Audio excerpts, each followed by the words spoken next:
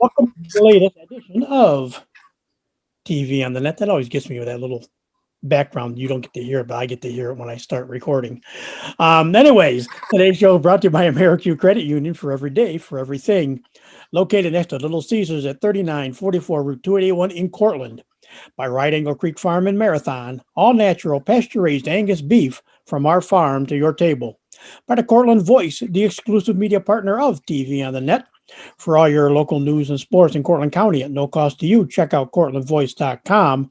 By the Royal Auto Group on Route 281 in Cortland, the home of no hassle, no razzle dazzle. Check them out at royalautogroup.com. By Yemen Real Estate at the entrance to Yemen Park off I-81, exit 11 in Cortland. And by our newest sponsor, again, they're making their debut today in TV on the Net for the next couple of months. DJ Philly C. Make your wedding party or event extra special with the best DJ in the area. Contact DJ Philly C at 607-745-4346. Well, joining us today is a three-sport athlete, graduated in the 2015 group of Homer people. Again, one of those, I had normal graduation compared to the last couple of years with the COVID, which has been another whole story, but won a sectional champion as a senior quarterback, went on and had a nice 3-year lacrosse career as well, and that took him on to, we'll talk about, he went on to play in college, and now a coach with another Homer alum, which I think that'll be a fun story to talk about just in its own right when we get there. But joining us today, Drew Cottrell. Welcome, Drew. Yeah, thanks for having me. Excited to be back on for this TV on the Net episode. So as we said, I was a three-sport athlete at Homer back in the day, and anybody wants to listen, we did do a Trojan football talk. So we did a lot of football talk there. So we'll do a lot more you hear everything about football there. We'll do a little touch on it here a little bit. But as I said, you came up, back in the day, you did, were involved in youth football and stuff, but also you kind of caught the bug for everything. I mean, like you said, back home, you did have a little chance to play, a little bit of everything. There was youth basketball, of course, youth lacrosse is a big thing. Rick Ciccone got it started, and but what kind of drew you into not only playing, being involved in football back at a young age, but also like some basketball and lacrosse? Yeah, I think the biggest thing for both football and lacrosse is, obviously my dad was a coach at Homer High School, so growing up, I was surrounded by Homer football and Homer lacrosse and going to games and experiencing that from the bleachers. So I would kind of take that, back to the backyard at our house and, play football and lacrosse there with my younger brother, Nate. And, I think that was the biggest thing. And basketball was just something, to play during the winter. I loved sports, so I was always trying to play different things and kind of gravitated to that as a winter sport, and played some club basketball growing up, through Cortland Basketball Club, and I just kind of kept that going as well in between football and lacrosse. As we said, football, very good. You came up, up through the ranks. Ironically, your junior high football coach actually also involved heavily in Homer lacrosse as well. But, you played for Mark Friedel there. And of course, then you had a variety of assistant coaches, Dustin Morris included, who played on the 2005 championship team at Homer in sectionals. But you got to the varsity, worked your way up, got to the varsity level, and a very remarkable run when you look at it. 12-0, never lost a league game in your 2 years on varsity, and 18-2, I believe, overall. Both losses, where one was in the sectional semifinal your junior year, and then the loss in the state regionals in your senior year. So, and through all of that, you number 7 on for a individual season passing record that came in your senior year, and your 2-year career. You ended up 7th, I think, there also overall. So talk a little bit about, like I said, football, started out, you opened up with a win in the Dome and closed out with a win in the Dome as far as your winning part of the career. So I guess that's kind of makes it kind of special in your own right, getting to play, a couple times in the Carrier Dome. Yeah, again, like we talked about, growing up with Homer football, that was kind of the thing. So I was able to be a water boy.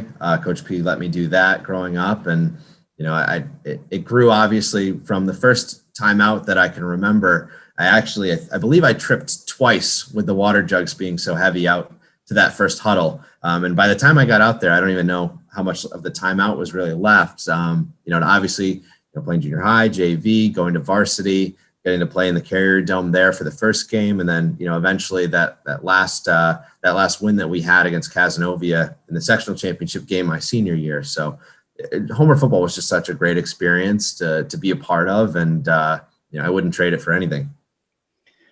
And throughout that run, of course, 2 wins in the home court jug game, which were always nice to have. You can enjoy those wins. And again, we didn't talk about it in the football side, which was kind of bizarre. I never really went with that. Like we said, we did talk about your dad a little bit in there and everything playing. But what was it like playing for not only your dad but playing for Coach Pitsedlik? At first, I think it was a little bit of a challenge because I'd always looked up to them and always been around the program where I had just had such a high regard for both of them as both people and coaches.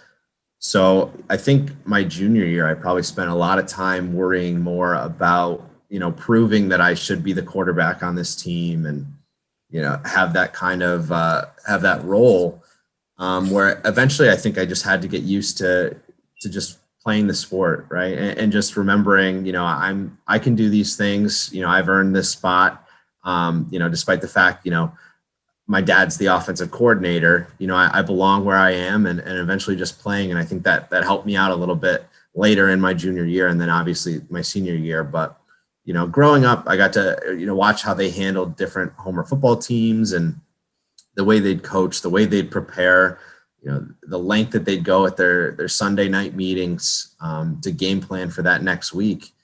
So it was just an honor to be able to play for both of them. They're both special coaches. I don't know of anybody that cares more for the student athletes than Coach P. The time that he puts in, when no one's watching, when he's there and you're driving past the school and he would be there, at 9, 10 o'clock at night because he was just watching film. He was game planning. So that was special. The things that he would do, that he could have made players do, but he didn't want to make any of them, do anything extra after practice because he could do it himself. And that's something that I've tried to take a little bit going forward. And then obviously to play for your dad is special as well. So between football and lacrosse, to have that opportunity to have both that relationship as a parent son and as a player coach is something that I'll enjoy having those memories for the rest of my life. I think it's funny when you said it there. I was kind of wondering what to do because you grew up around watching them all the time. But this is coming from a 10-year-old kid that would draw up plays on a playbook and send them to the meetings to have them evaluated to see if they could maybe be incorporated into a football game. Again, something really special. I had a notebook that I draw plays in and I think my dad would occasionally just take it and bring it in. And I'm sure they'd sit down as a coaching staff and have a little bit of a laugh, and Coach P would go through them. And I remember one time we were sitting in Coach Sorensen's office and I had it with me and I was all excited to show the plays I had drawn up that week for Coach P. And he, took the time to go through each play with me and say, oh, that one might work and whatnot. So just another special thing about, Coach P is with all the things that he had to do as a head coach, he also took the time to hang out a little bit and talk to the water boy, the 10-year-old water boy on the sideline and let me come to practices and kind of help out in that regard. So just a really special program. And I'm so thankful that I was able to be a part of it. And we said that 2-year run, 12-0 in the league, not many league challenges at all, especially the senior season, record-setting senior season really for the whole team. And played with a lot of people will be up for debate of the sectional championship team, maybe the best sectional championship team in Homer history.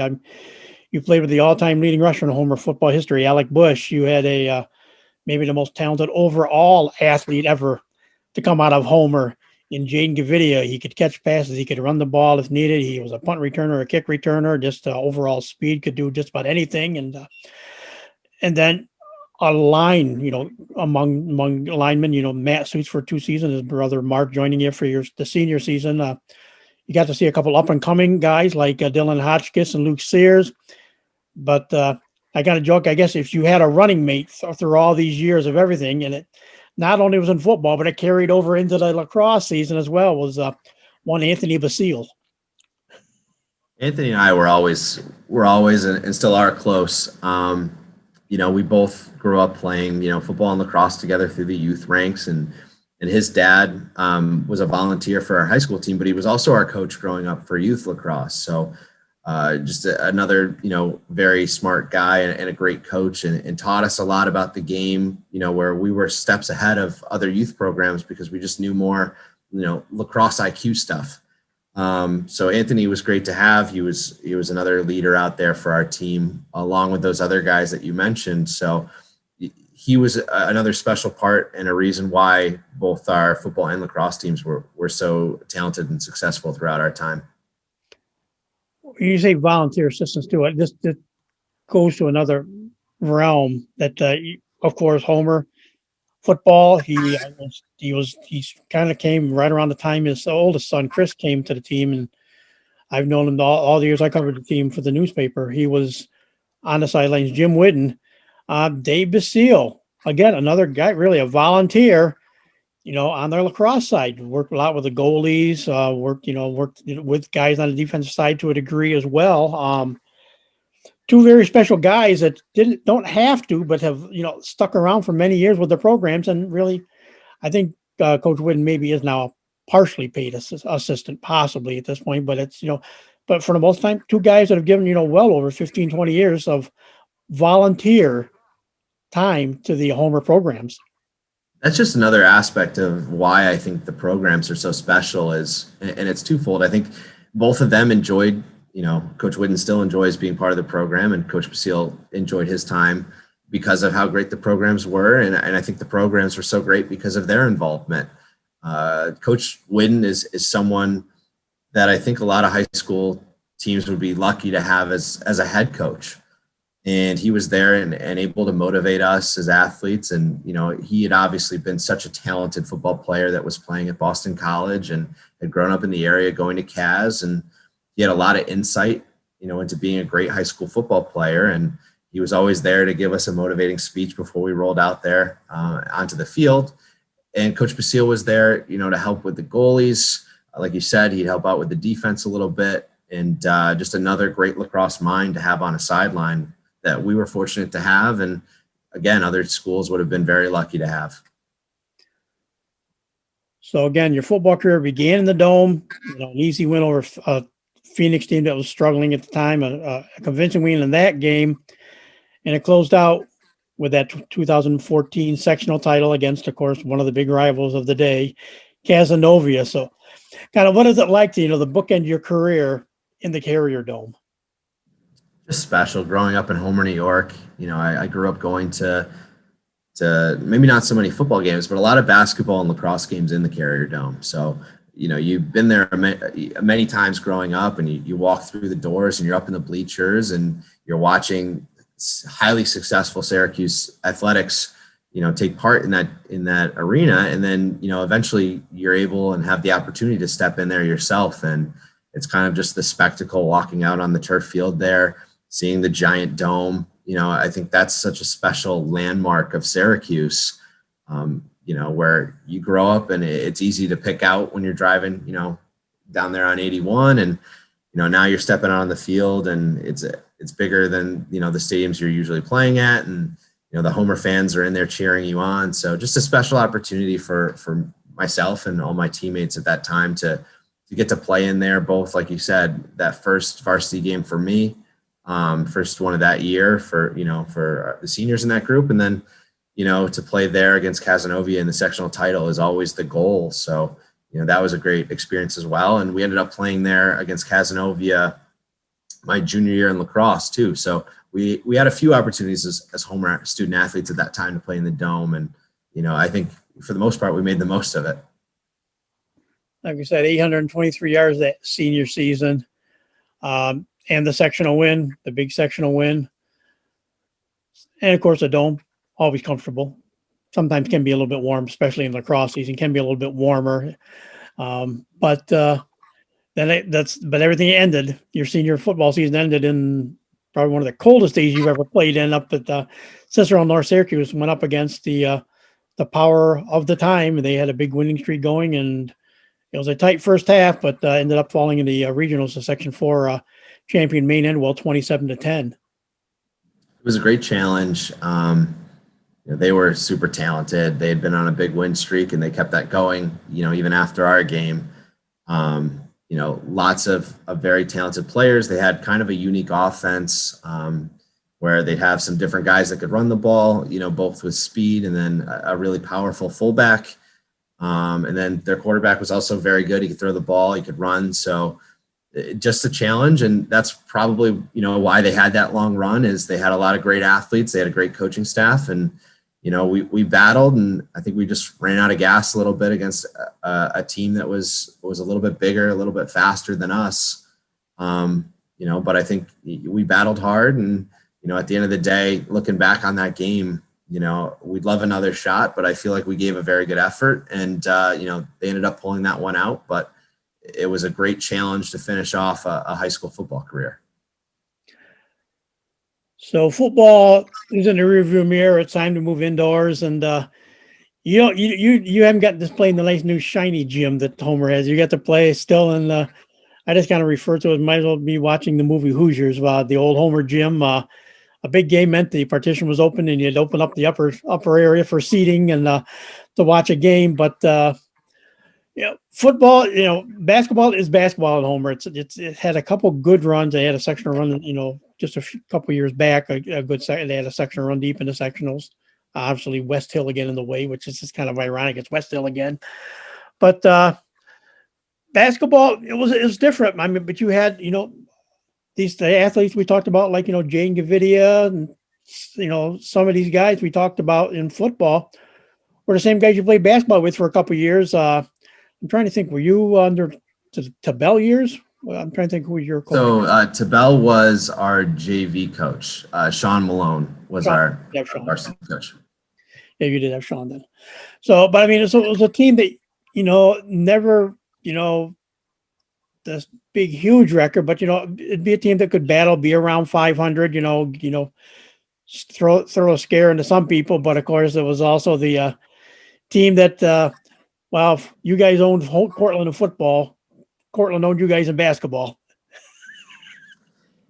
Yeah, definitely different than on the football field and lacrosse field. That's for sure. Basketball was always fun for me. At my age, I think they had started kind of a more intense youth program maybe the year before. So we had a few guys that were really starting to play basketball when we were younger, and that kind of carried up.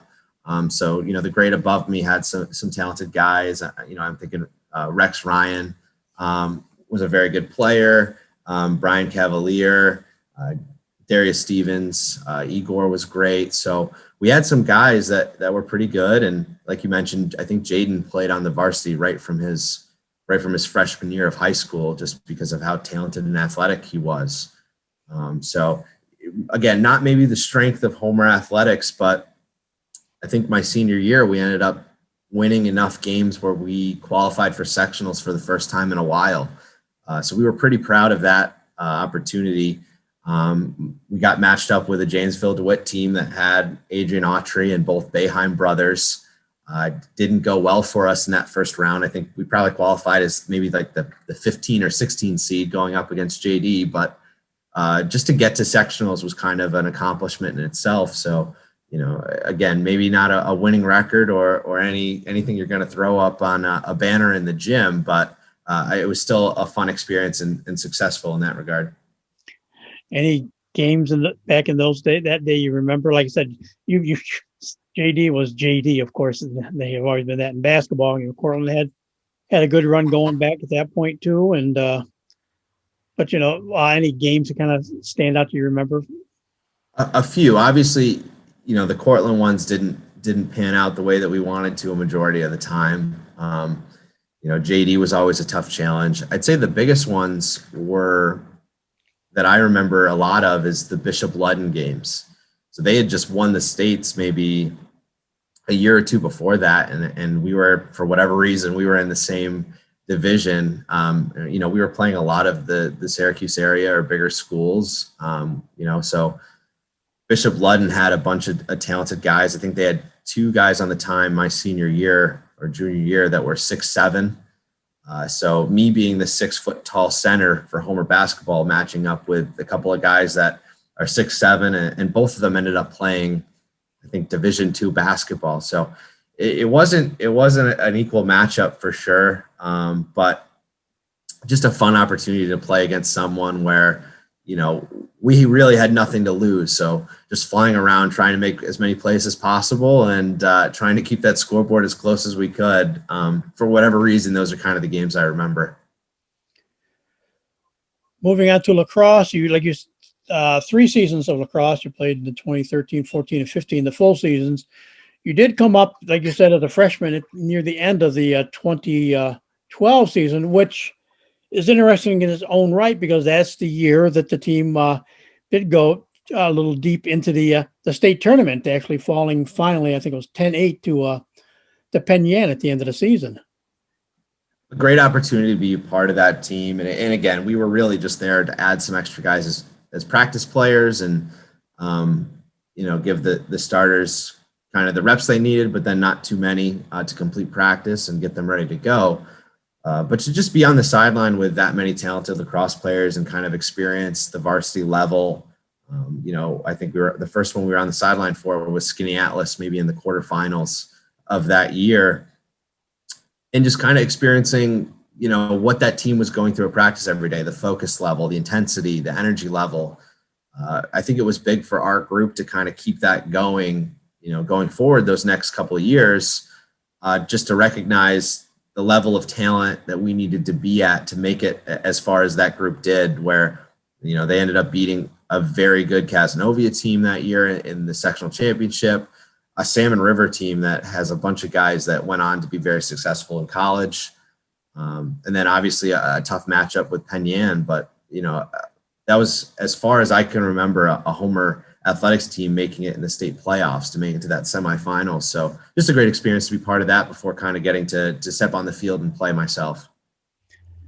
And my guests I've had on so far for TV and the net, they've been on the offensive side of lacrosse. And of course, you had a pretty good, among others, you can remind me of some of the other ones, but I can remember you had a pretty good offensive player was your good buddy, Anthony Basile. But you were more on the defensive side. You were more of a long stick defensive player. What drew you to be on the defensive side for lacrosse? Well, I think I was in junior high and I was still playing midfield. So a lot more of the offensive kind of minded play. Anthony was also, obviously a very talented attackman for us. We also had Dean Riley and Brad Savakul, who were attackmen. Danny Turk was probably our leading midfielder on the offensive end. So we had a lot of weapons offensively. And I think in junior high, I think it was probably my 8th grade year. So 7th grade, I had Coach Barnes. We were super fortunate to have a guy that has won a national championship as a head coach at the college ranks be a junior high head coach. I mean, that's just such an opportunity for us to learn from someone who knows so much about the game at that level. And I believe my 8th grade year was Coach Ciccone, and his assistant was, I think it was Coach Moore, Chris Moore, who was working at the schools at the time. And I was playing man down as the one short stick. There's 6 on the field. When you get a penalty, now you're down to 5. You're allowed 4 long pulls. So I was the one with a short stick that was kind of, playing defensively. And I think, Coach Moore made the comment to my dad, like, hey, maybe he would look good with a pole in his hand and kind of playing more of a defensive role. And going into that summer, I was still playing a little bit of shorty, but I was experimenting a little bit with a long pole. I had some really cool opportunities. I got to play, at the Cornfield Classic. I was kind of playing both with the Homer team, and one of the coaches from the Onondaga Redhawks came over, and they needed a few players, and specifically a pole. And I said, I'll play. So I got to play with a varsity group of the Onondaga Redhawks team as a long pole, and I got back to Homer that freshman year, and there was an opportunity to start as a defenseman. So I switched over to defense and kind of kept it going from there.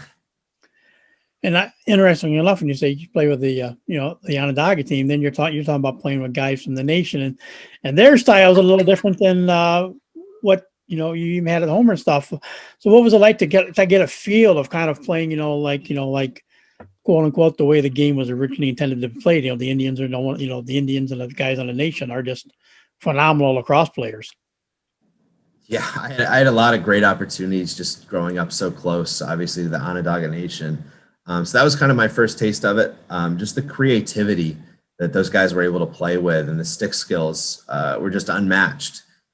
So my head was spinning a little bit being out on the field, and they had guys throwing behind the back passes on the mark, and they're scooping up every ground ball, and it was a little bit of a motivator for me because my stick skills weren't to their level.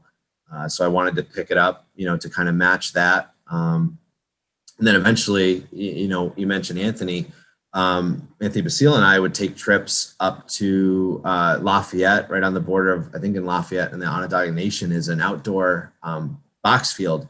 And the two of us would go up there and play pickup games. And a lot of the Native Americans that were playing, up there for I think it was probably junior A and junior B guys at that point, maybe some senior B guys, before their practices, they'd come and play pickup with us as kind of a warm up before they went to their actual practices. So another just great experience to kind of learn from people that have been around the sport forever, and have, the creator's game kind of at the forefront of their mind. So just another great opportunity, there.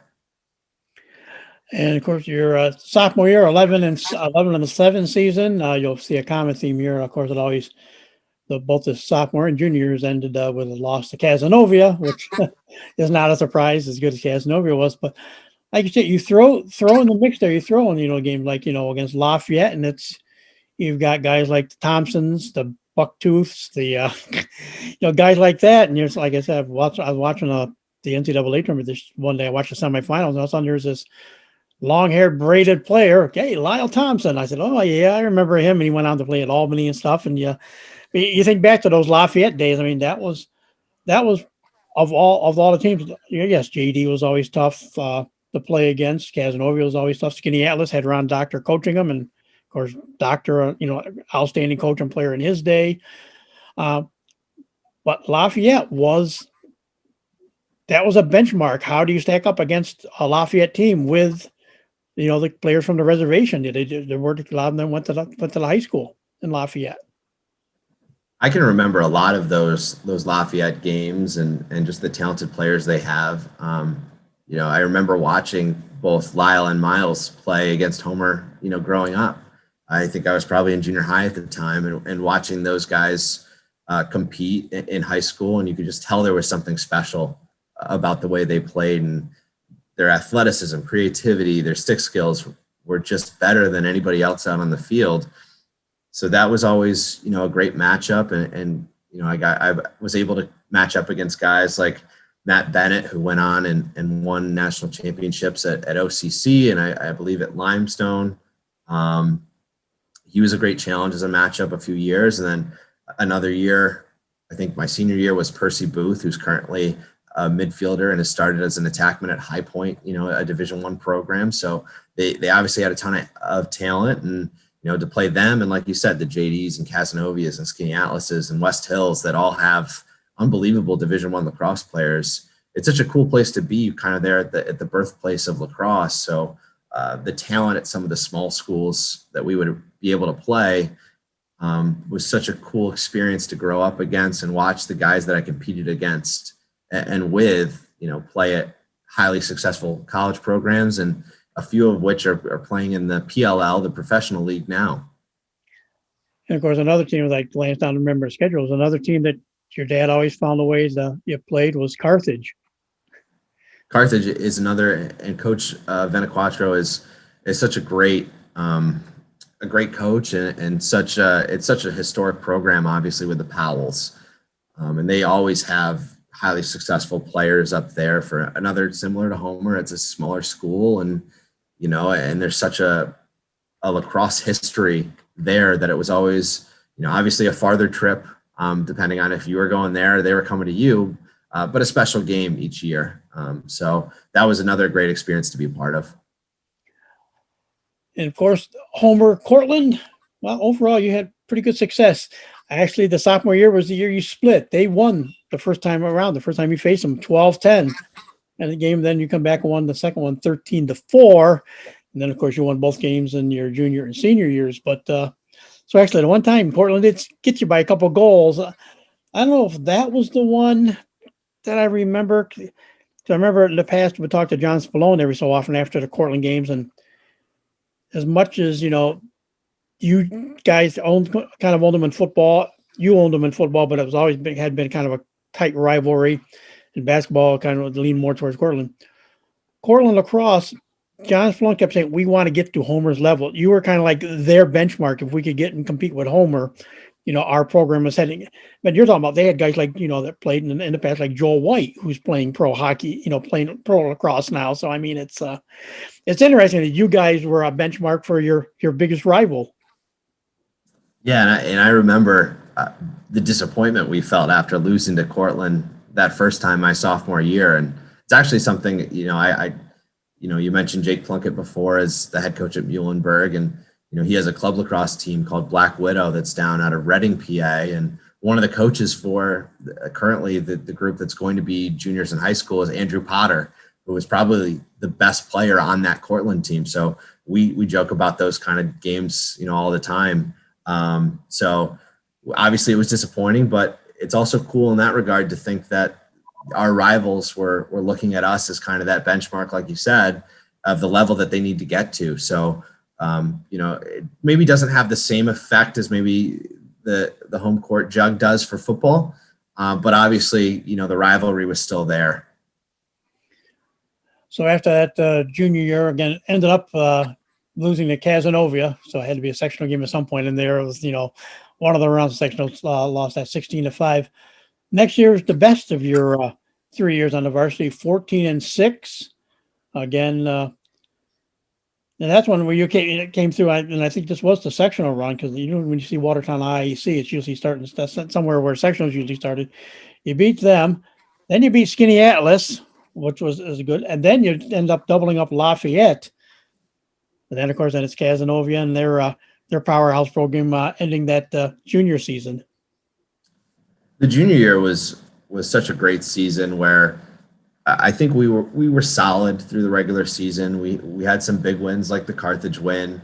We had a lot of talented players. So, Jack Connery was a great goalie for us. We were young on the defensive end. I think we were all three of the starters were juniors.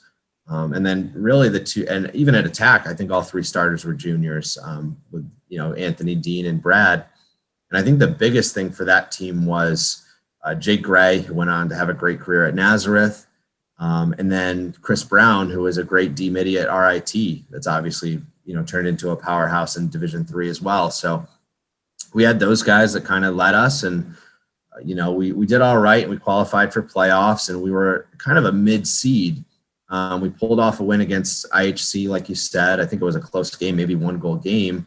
And then we had to go to Skinny Atlas, who was a high seed, and we ended up pulling an upset there. And that was a super talented team that had a handful of Division I guys. And then we ended up, matched up with Lafayette, who I believe we lost to in the regular season, where we felt we didn't play very well. And we ended up playing very well that day. I think it was at Chittenango High School, it always seemed like whenever we had a neutral site game, we were playing at Chittenango. So we ended up pulling that one out, and was matched up with a really, really talented Casanova team. And, we battled and tried to match up the best we could, but they had a handful of Division I athletes offensively that we weren't able to match up with as well. So, we battled, but they ended up pulling that one out in the Carrier Dome. Like you say, 6 losses on a season. And then when you go back and look at them, the one was fourth game in, you lost by 3 goals, 10-7 to Lafayette. Then it was a close loss to Fulton that year, followed by a loss to, of course, Jamesville a little bit, 11-6. And in fact, then they come back and got you again. Then you got on a win streak. You won four straight, including Whitesboro, Cortland, Carthage, and overtime in Chittenango. Then he lost for the second time of the year again to JD, this time by a 12-7 count. Then you bounce back with a win on New Hartford, who has actually been pretty decent, over some of these years. Then another loss, this time again an overtime loss, 10-9 to ESM. Before you, and then you're playing them back to back, which is interesting. You played them back to back. You lost 10-9, but then you bounce back, and that your next game was against them again, and you beat them 15-6. So was there this motivation or some reason why they got you the first game, and then you guys came back and got them that second game? I think that first time we played, they were able to dominate possession a little bit. They had some solid defensemen. I think we struggled a little bit to score, but they had a midfielder or attackman that was going to St. John's, and he had a handful of goals, and he was a tough matchup for us. And I think we felt like we didn't play very well, similar to the Fulton loss earlier in the year. We just felt like we weren't playing up to our potential. So again, it's kind of a weird situation where we played the same team back to back, but I think it was a positive for us, obviously, because it gave us that motivation where we said to ourselves, that's not the level that we're capable of playing at. So we had that kind of rematch, and we actually dominated that second time we played. So that was definitely a cool kind of turnaround there. And the senior season rolls around again. I lost 12-8 to Cavs there at the end of the season for the junior year. 11-6 your senior season, your last year around. And ironically, 6 losses. But the interesting part is you lost 7-6 to Casanova. You had a 9-8 loss to Skinny Atlas in that mix. Of course, then lost to JD. I'm just kind of looking at, trying to look at some of them. But yeah, a couple of these, 1-2 goal games that, makes more than anything. Oh, also, you lost in overtime, 9-8 to CBA that season.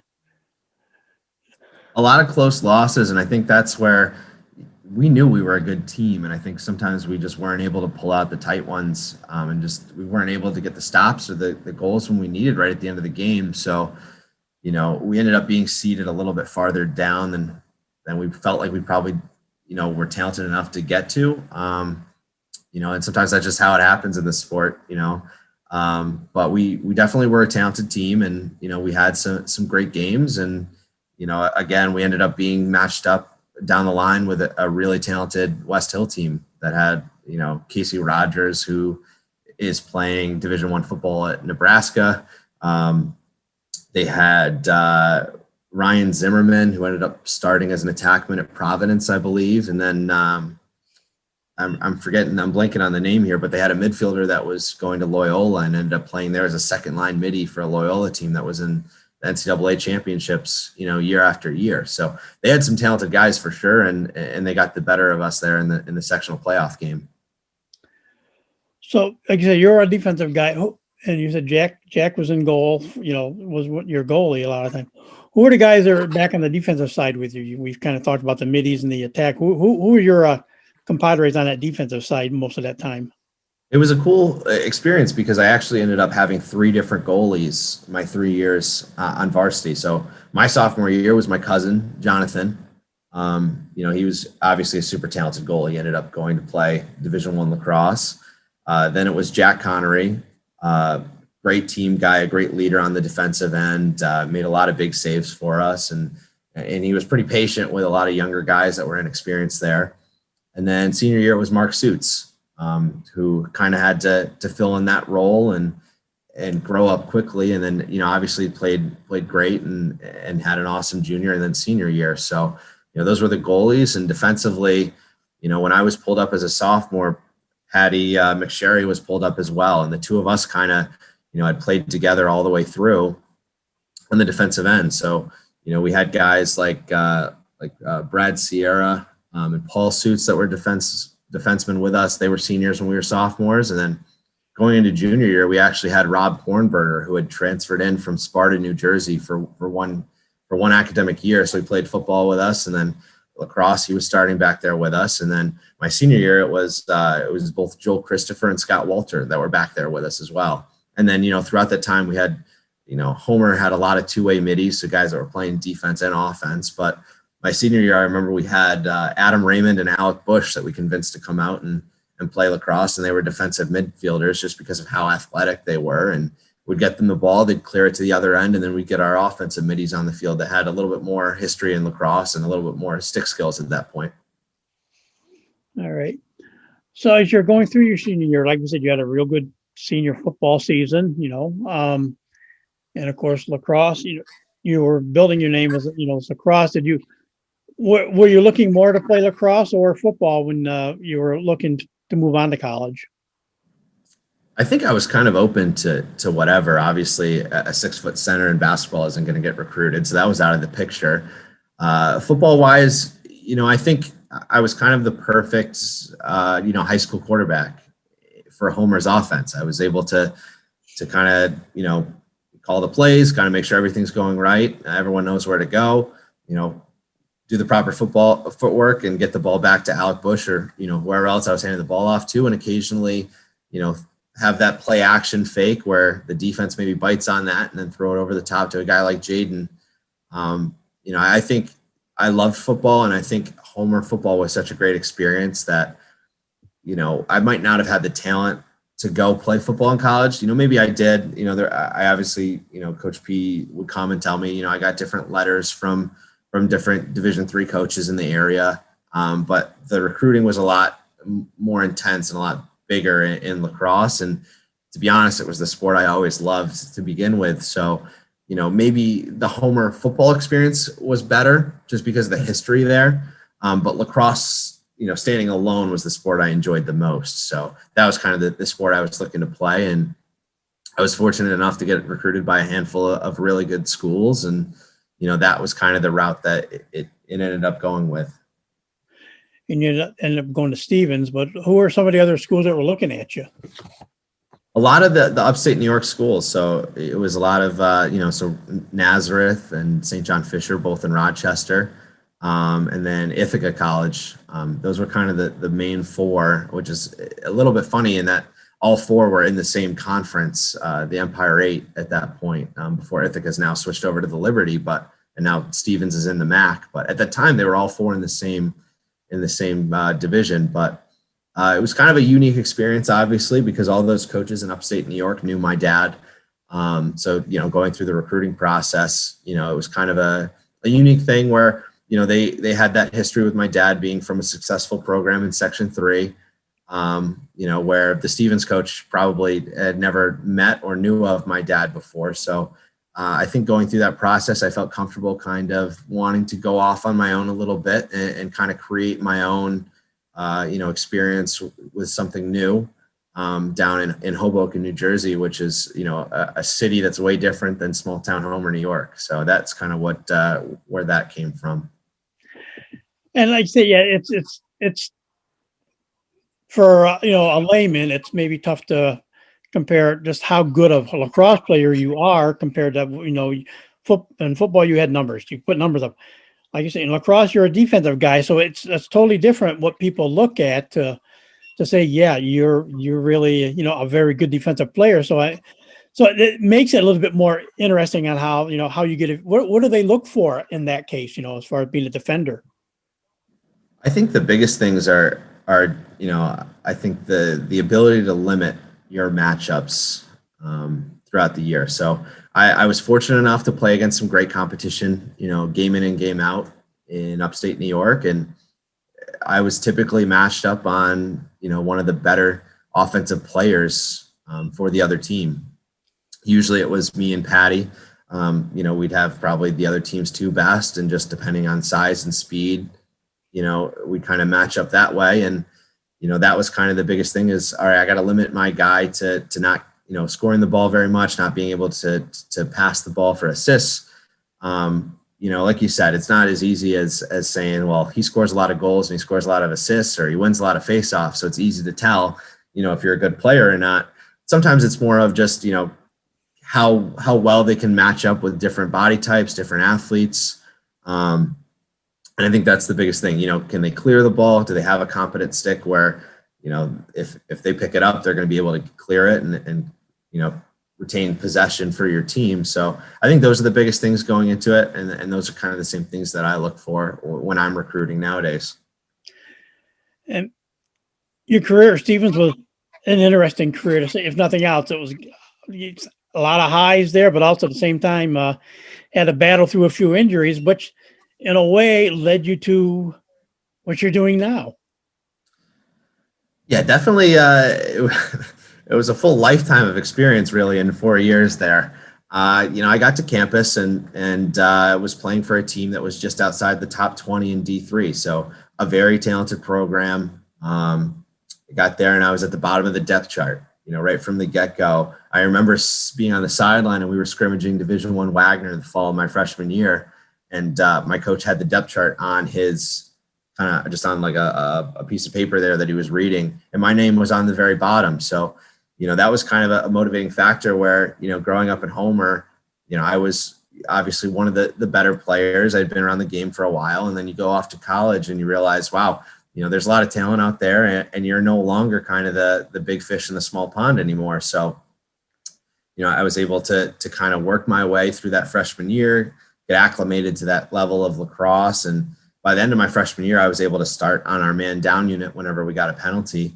Then going into sophomore year, I was battling some concussion issues and wasn't able to play anymore. But fortunate enough, to have the coaches say, enough about the game. We like you enough to allow you to kind of hang out with us in the coach's office sometimes and be a part of the coaching staff here as a student assistant. So I was lucky in that regard to be a part of that and, kind of show me this path in career choice. What as far as that, like I said, we joked like you drew plays for football, you drew plays up and stuff. So you kind of, you knew you kind of had fun with football, which like you played for your dad and, played for, Mark Ferrito and everything. What were you able to take from those, your playing days and them coaching you to slowly transitioning into like, being, a student assistant coach and, honing a career that, hey, I could be a lacrosse coach in the future? Yeah, being around the game, I think, for so long. And like I said, we grew up having some great coaches in the youth program. So, just besides learning from my dad, who's a great lacrosse mind, having Coach Basile kind of teach us the in and outs from a youth level to kind of build that on. And then getting to college where you've got guys that's their career, they're focused on lacrosse. And, Coach Peluso is a great lacrosse mind as the head coach there at Stevens. And I had some great assistant coaches at the time. Brian DeBetta was my defensive coordinator. And he was able to really find a way to communicate effectively what we needed to do as a defense. And Coach Stockel, who is still the offensive coordinator at Stevens now, is another great offensive mind. He played at a high level at Drexel and has kind of carried that over to a really high-powered offense at Stevens. So just to be able to kind of pick up different things from them and kind of take my experiences and growing up and kind of mesh kind of the upstate, lacrosse that you grow up on and, some of the things from just watching, the Native American players and playing with them and learning some of that creativity and, mixing all that stuff together to kind of create, my different philosophies. And it ironically brought you to back to a Homer alum. And I don't know. I want to get the whole story because I just all I know is I just asked your dad one day, how you doing?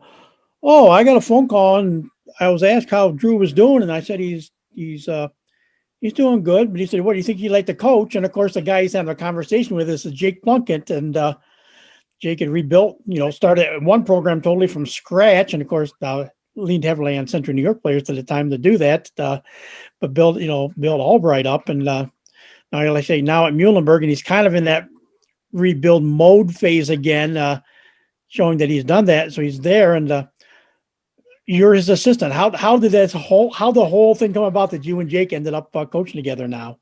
It's just one of those things that I think we always had that Homer connection. My senior year at Stevens, we were looking for a scrimmage and trying to find a team that kind of was the right fit for that. And I brought up the fact that I knew Jake, so I could set up a scrimmage with Muhlenberg if they wanted. And it worked out. We both had the same date available.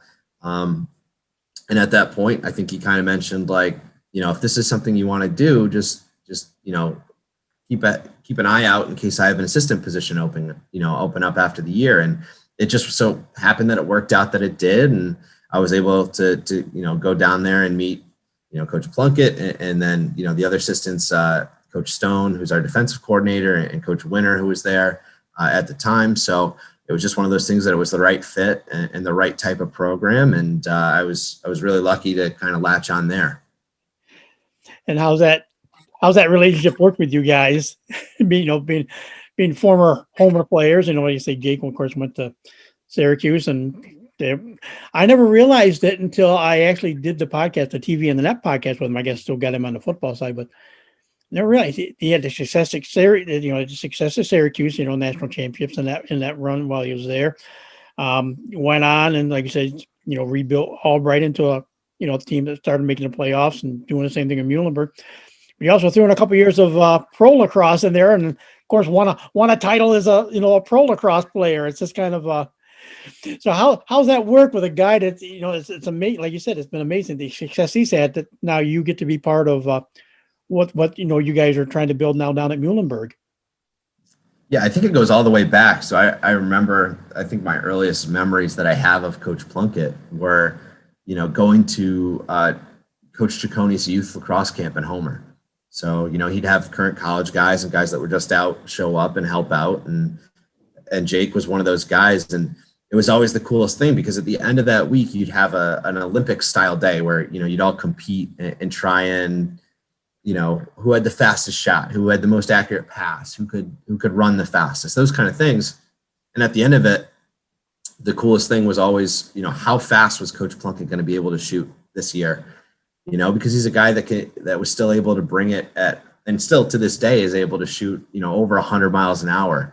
So that was kind of the earliest, memories I have of that. And then he was obviously successful, with the Rattlers.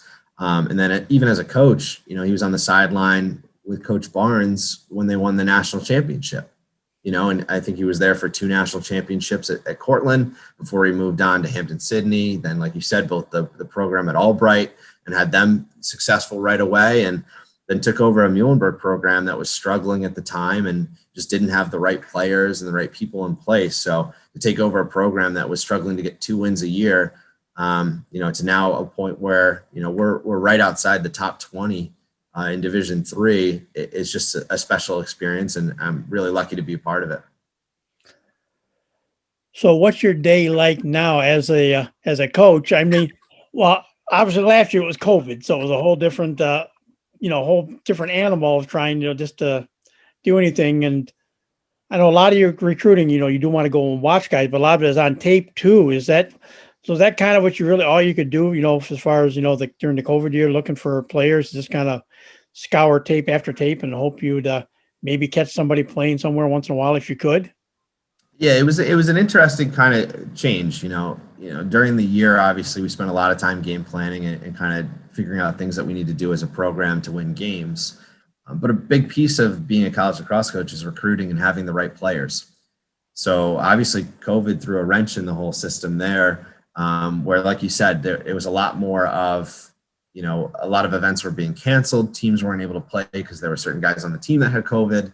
So we were getting sent a lot of highlight tapes, and it's a lot of scouring through, tapes and emails, who has the right academics, who's talented enough to play, and then just trying to find a way to, if they are playing live, if we can find a way to get into the facility to see them, and then trying to get, guys to visit campus, but there's different rules that were associated with that, obviously. So it was definitely a challenge, but it's helpful when you have a coaching staff that works together as well as ours does and enjoys kind of that grind like our staff does. So, when you have the right people, around, I think it's easier. And I think that's probably why our program is going to continue to be successful with the recruiting classes that we're bringing in for next year and eventually the one after that, just because of kind of the ability we had to take the challenges at hand and find a way to successfully resolve them. With that said, as we said, Jake Plunkett's coaching Muhlenberg now. We alluded to it earlier. Jake Kuhn is a coach out of the RIT, just one of those hot commodity coaches now. So at least two Homer guys on this side of things. You kind of go off map a little bit. You've got Chris Whitten having a very successful college or high school football coaching career up in Massachusetts. Tony Aguilar doing kind of the same thing down in North Carolina, another Homer grad. And then you got a guy like Joel White is playing pro lacrosse right now for the Cannons, so which is interesting. And Dan Pitcher, of course, from Cortland, is a quarterback coach at the Cincinnati Bengals. So any thoughts of Drew Cottrell eventually becoming a head coach somewhere if the door opens up? I'd love that. I think it's so cool to kind of have a program and be able to build it the way you want, and I think Coach Plunkett has done a great job here at Muhlenberg. And if I were to be a head coach, it wouldn't be at all different than what we have here at Muhlenberg. But yeah, I think it's something I'm obviously looking forward to down the line is being able to be in control of a program and take on that challenge of recruiting, finding the right kids, finding the right pieces, and then finding a way once they're on campus to use them effectively to win games, but also to kind of grow them as young men and get them prepared for, the real world once they leave the college campus. So definitely something that I'm hoping to do, in the not too distant future. And well, like I said, but Joel playing now for the Cannons and playing, in the Pro Lacrosse League. Of course, that was the Major League Lacrosse earlier. Now it's this, Pro Lacrosse League that's on. You get to watch it all the time now. How do you like how that's transitioned and seeing, it's fun. I know I've caught a little bit of it watching some guys. There's some older guys that are out there that are still playing, that are doing really well. And then of course, like you say, you got the younger guys that are coming up to it at times. What do you think of the pro game right now? I think Paul Rabel's done a great job of trying to put it on the map. I think anytime you have a new league, kind of like he created, there's going to be things that you have to overcome and things that, you weren't expecting. And just the fact of what they were able to do last year with COVID throwing off the season, a lot of times, I think you look at like maybe the XFL that was planning on starting up or having their second year, and COVID killed that league, where now they're having to have a third iteration of it starting next year. I think, they were able to say, work with NBC and say, hey, you had a slot where the Olympics were supposed to be that was a week and a half long. What if we have a week and a half long, you throw some of our games on TV, it kind of fills that slot that you needed to anyways. And I think just some of the innovations in regards to running a league was needed for lacrosse, where I think, Major League Lacrosse was nice in that those teams had home bases. At the same time, they weren't great at promoting. The website was always unupdated. And I think to have a league now that's really focused on growing the game and making sure it gets out in front of people, I think is huge for the sport in general. And it's interesting. Most of the time they play a double or a triple header right at one place. So you get all three games. It's almost like, an NCAA tournament. You're watching three, you could watch 2 to 3 games, actually both days of the weekend, almost no less than right in that, in a certain area. Yeah, it's an interesting concept for a league because every other big league that you think of in the United States, all those teams have a home stadium. They have a home city. The Premier Lacrosse League doesn't. All those teams are just lacrosse clubs, where they travel the country. And it's an interesting concept, and we'll see how long they want to, pursue this path, or if they're going to eventually move to just having those teams, kind of settle into cities. But again, just another attempt to try and get the game to be on a larger scale. All right. Finally, we've talked about it off and on a little bit here, playing with your dad. You get to play 2 sports with him. What was it? What's it like? What was it like playing with Dad? And especially if you have a good game, then it's fun to go home with Dad after a win. But it took me 20 years to figure out your dad. When was a good time to talk to him? When could you talk to him? What was the right question to ask him and stuff? It took me 20 years to kind of figure him out. But what's it like going at home after a football or a lacrosse game with Coach Cottrell? Yeah, I have to give my dad a lot of credit because I think he did a great job of separating the two of us as player coach and father son. So it was tough on the field. I think he'll say he was very tough on me as an athlete and wanted me to make the right plays and do the right things. And there were obviously days where I didn't have a great practice, or, that there were things that he wasn't happy with, as our team, was practicing or playing. And it really was, after that car ride home, maybe we'd hash out some things and figure out, what we need to change for the next day. But as soon as we stepped in the door, it was back to just, him being my dad, which was great, because I think it made it easier for me to kind of know, like, all right, now I can get back in the mindset of, this is just my dad. I'm back at home. I don't have, I can relax a little bit, and then you can kind of flip the switch a little bit when you're going to campus and you're going to practice and games. And, now it's back to Coach Cottrell that you're with. So I have to give him a lot of credit, because it was such a cool experience. And I think we both thoroughly enjoyed every moment of it. And I know, obviously, you always see with any father coaching their son, it's always, well, in your case, you backed up his faith in you playing, but a lot of times it's all, but a coach that's got a kid playing. Well, he's only playing because he's your kid. And so, I know that's something he had to go through, with you for so much of the time. And I already said your numbers, obviously, in football and lacrosse, have proven out that was a smart decision. So, Drew, I want to thank you for taking time to talk to us here again today. Yeah, thanks for having me. It's been great to be on and kind of relive these memories a little bit. So thank you for bringing me on. And that'll do it for this edition of TV on the Net. Today's show brought to you by AmeriQ Credit Union, for every day, for everything. Located next to Little Caesars at 3944 Route 281 in Cortland. By Right Angle Creek Farm and Marathon. All natural, pasture-raised Angus beef from our farm to your table. By the Cortland Voice, the exclusive media partner of TV on the Net. For all your local news and sports in Cortland County at no cost to you, check out CortlandVoice.com. By the Royal Auto Group on Route 281 in Cortland, the home of no hassle, no razzle-dazzle. Check them out at RoyalAutoGroup.com. By Yeaman Real Estate at the entrance to Yeaman Park off I-81, exit 11 in Cortland. And by our newest sponsor, DJ Philly C. Make your wedding party or event extra special with the best DJ in the area. Check out DJ Philly C at 607-745-4346. So for my guest, Drew Cottrell, and yours truly, Tom Vartanian, thank you for listening, and we'll talk to you again soon.